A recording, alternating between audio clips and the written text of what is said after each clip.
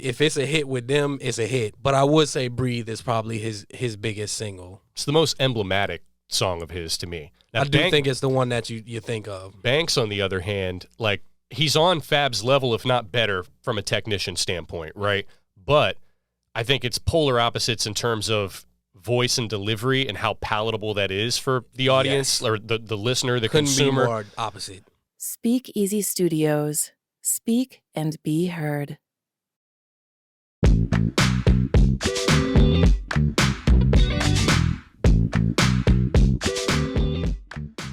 Yo, this is Stephen Lee. And I'm Frank Jackson. And we are the Distinguished Critics. We're here to break down some of our favorite albums and songs and debate what's overrated, underrated, and everything in between. So join us as we go back and relive some of music's most iconic projects. Give us a listen wherever you get your podcasts, and please remember to rate, review, subscribe, and give us those 5 stars. What's up, everybody, and welcome to another edition of This or That Shorts. I'm Stephen Lee, as always, joined by Frank Jackson, and today we are going to be discussing 2 singles from 2 criminally slept-on New York MCs. That's right, we're talking about On Fire by Lloyd Banks and Breathe by Fabolous. Frank, how you doing today, man? Good. I'm excited to talk about these 2 because these are 2 people I have in what I like to call the slaughterhouse category. Okay. More so Banks than Fab. So Fab was somebody who was just a true technical great MC, right? He's a rapper's rapper. Yes, but he also did know how to make hits. And between the early to mid 2000s, I mean, he had Traded All, he had Can't Let You Go, he had Breathe. Superwoman, another one. Can't Deny It. He had, Can't Deny. I mean, Fab had hits, but at his core, he really is just that rapper's rapper, like true MC. Banks is that all the way. Banks had a couple of hits, but I think Banks really is that dude that's just more comfortable putting out, like, I got these bars for you, I'm going to put these out. I'm not going to try to reach for any kind of hit. I'm going to just go in. Right. Like, that's what he's more comfortable doing. I think both of these guys are in that category to varying extents. Well, this song from Fab is like a perfect representation of what he is at his core. Yeah. Like, this is a display. This was the intersection of both. Right.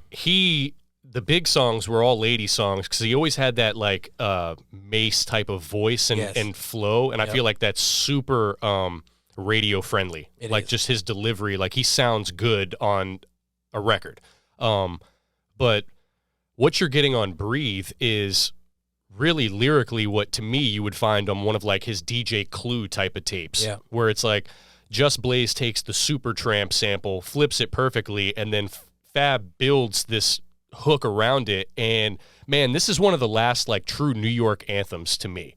Yeah, I would think like, so. That sounds like a New York song. Yeah, you know, absolutely. And it's something that crossed over to everyone else, though. You right. know, where it wasn't just so, for lack of a better term, dusty.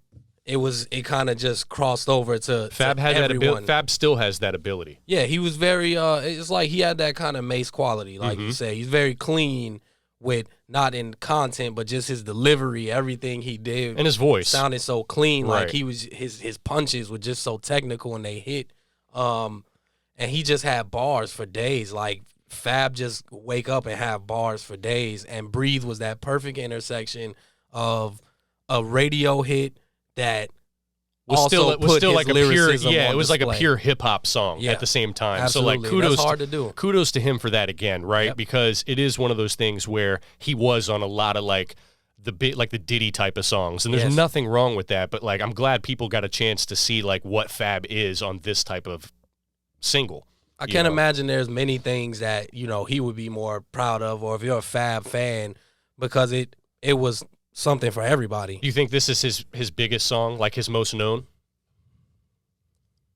Yes, but I would say that the Lil Mo stuff is probably up there. It's up there As far as it's reach close. and everything. Yeah, because, I mean, that's also, those tracks were for the ladies, and let's be honest, they drive a lot of music. I mean, if it's a hit with them, it's a hit, right? Yeah. So But I would say "Breathe" is probably his biggest single. It's the most emblematic song of his to me. Now, I do think it's the one that you think of. Banks, on the other hand, like, he's on Fab's level, if not better, from a technician standpoint, right? But I think it's polar opposites in terms of voice and delivery and how palatable that is for the audience or the listener, the consumer. Couldn't be more opposite.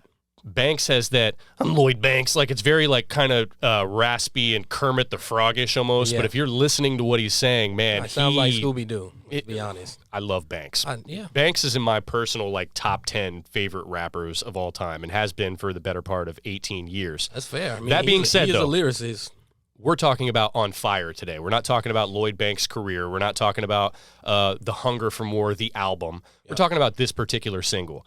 And as big of a Banks fan as I am, I don't really like this song that much, to be honest. Okay. It's very formulaic. It's the G-Unit sound of 2004. It is. And a lot of that stuff, unlike Breathe and records that came out from New York around that time, hasn't aged well, right? So I totally agree with that this song has not aged well. Like, I'm not even, if I hear this come on anywhere, I'm not like that excited. I'm just like, oh, I remember this is a banger. Like, it's, I think what's more important about this is just that movement that G-Unit was. And he was the first artist to like really be pushed. This is before Buck. This is before Game. 50 had all these dudes going platinum. Mm-hmm. Like, it was 50 rolled out first and the biggest rollout of our lifetime, and then pushed his artists who were all, except for Yayo, good in their own way, right? And they all had major success. Mm-hmm. And Banks is the best rapper in G-Unit. Better Easily. than 50. Easily. Not a better song maker than 50, but a better rapper very easily. He's underrated in terms of song making, though. I see, unlike Game, I do think Banks can craft hooks.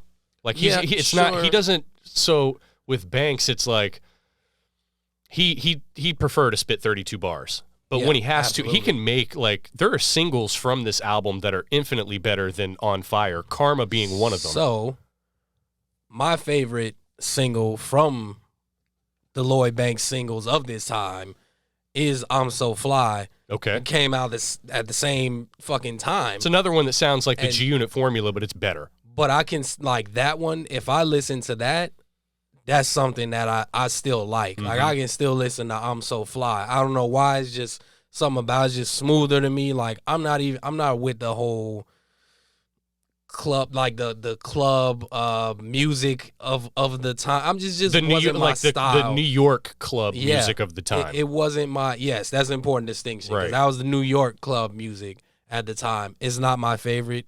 It's the same thing as if, like, Disco Inferno came on. I'd be like, I'm not.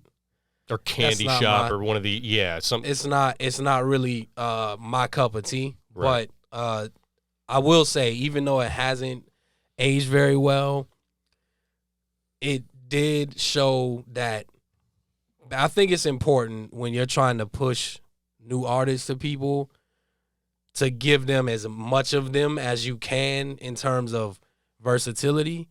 So Banks was always going to show people the bars, right? That's what he's the punchline king. Yeah, that's what he is, just at his core.